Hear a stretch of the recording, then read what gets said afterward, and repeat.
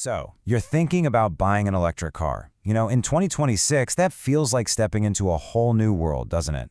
The game is changing so fast, it's honestly easy to feel a little bit lost. But don't worry, we're going to cut through all that noise. This is your guide to making a smart, confident EV purchase. Let's dive in.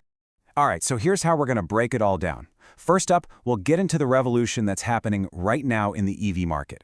Then, we're going to demystify the tech, what's actually under the hood.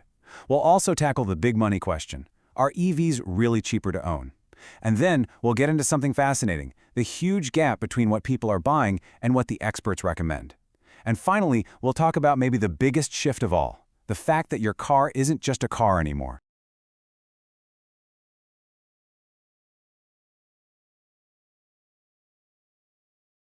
So let's start with the big picture, the EV revolution. And I mean, this isn't some far-off someday thing anymore. No, it is happening right now, and it is completely turning the auto industry upside down. I mean, just look at this. For the first time ever, a company that isn't Tesla is the world's biggest EV seller. The Chinese automaker BYD has taken the crown, and this is a huge deal. It signals this massive shift in the market, away from just premium, high-end EVs towards affordable, mass-market cars that are for, well, everyone. So what's actually fueling this whole revolution? Well, it all comes down to one really powerful idea, the cost crossover. It's that magic tipping point where owning and running an EV actually becomes cheaper than a similar gas car over its lifetime. And for millions and millions of drivers, that moment has finally arrived.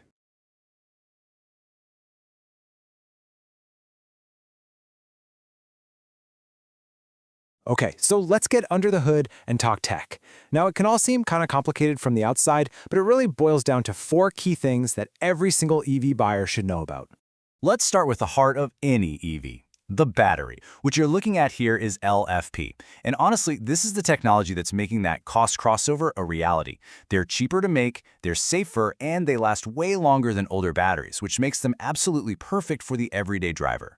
And then, on the other side, you have NMC batteries. Think of these as the premium, high-octane option. You'll find them in high-performance and luxury EVs, where getting the absolute maximum range and power is the name of the game. They're more expensive, and they don't last quite as long as LFP, but man, do they deliver that extra punch when you want it. But efficiency isn't just about what's in the battery. It's also about how the car cuts through the air. The more slippery a car is, right, the less energy it needs to just move forward. And what we're seeing is these new models are becoming unbelievably aerodynamic, which means they can squeeze out more range without needing a bigger, heavier, and more expensive battery. Now for a little bit of what feels like EV magic, regenerative braking. This is a super clever system that captures the energy that's normally just wasted when you slow down and then uses it to recharge the battery. If you're doing a lot of city driving with all that stopping and starting, this can boost your range by up to 20%. It's like your car is recycling its own energy on the fly. I love this quote. It just brings the whole idea to life, Instead of turning all that slowing down energy into wasted heat, which is what your normal brakes do, an EV's motor basically runs in reverse for a second, putting juice back into the battery. It's just a brilliantly simple and super effective way to save energy.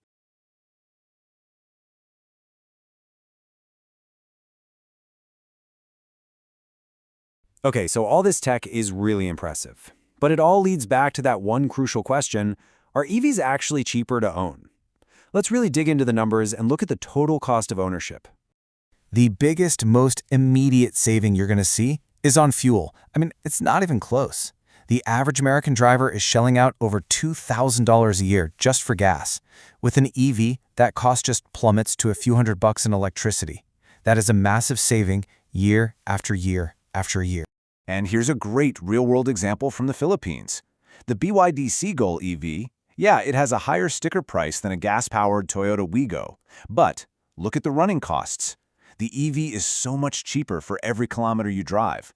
Over just a few years, all those savings on fuel and maintenance, they add up and they completely wipe out that initial price difference. The EV actually becomes the smarter financial choice in the long run.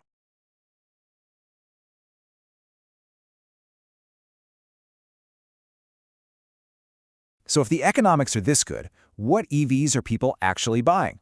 Well, this is where things get really, really interesting. Because there is a huge disconnect between what's popular and what the experts say is actually the best. This is what the world is driving right now. You see Tesla up there, of course, but look at that, a flood of super affordable models from Chinese brands. This is that cost crossover happening in real time. The mass market has spoken, and what it wants more than anything else is value and accessibility. But now, look at what the professional car critics are recommending. It's a completely different universe. They're focused on things like handling, luxury, raw performance. It just goes to show you there are two totally different ideas out there about what makes a great EV.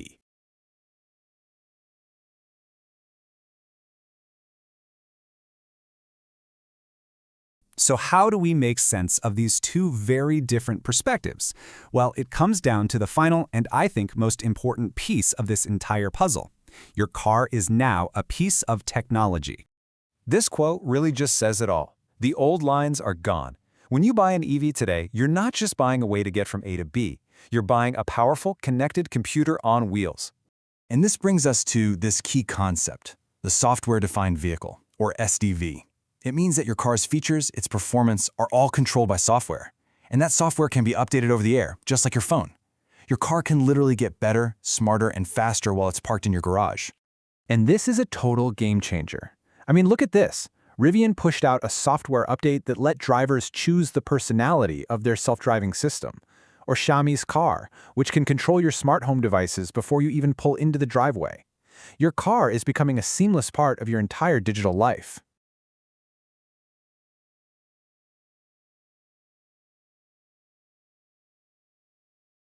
Okay, so we've covered the market, the tech, the cost, and the software. Now let's put it all together. If you're a first-time buyer stepping into the market in 2026, which EVs should actually be on your shortlist? All right, at the top of our list, it's gotta be the Tesla Model Y. It's just the best all-rounder out there. Proven, great charging network, and a world-class software experience. Now, if you're all about value, the BYD Seagull is the undisputed champ. It's the perfect example of that cost crossover, made possible by its LFP battery. For the tech lover, the Xiaomi SU7 is a dream. It's the ultimate software-defined vehicle. Then there's the XPeng Mona M03, which brings premium tech like that crazy good aerodynamics we talked about, down to a more affordable price. If you do a ton of long-distance driving, the Hyundai Ioniq 6's efficiency is just incredible. And finally, if you want a luxury EV that was designed as a tech product from day one, the Rivian R1 is in a class all by itself. So we'll leave you with this to think about. As the hardware, the motors, the batteries, and EVs becomes more and more similar, it's really the software that's going to set them apart. So the next time you go to buy a car, ask yourself this: are you just choosing a vehicle, or are you choosing an operating system?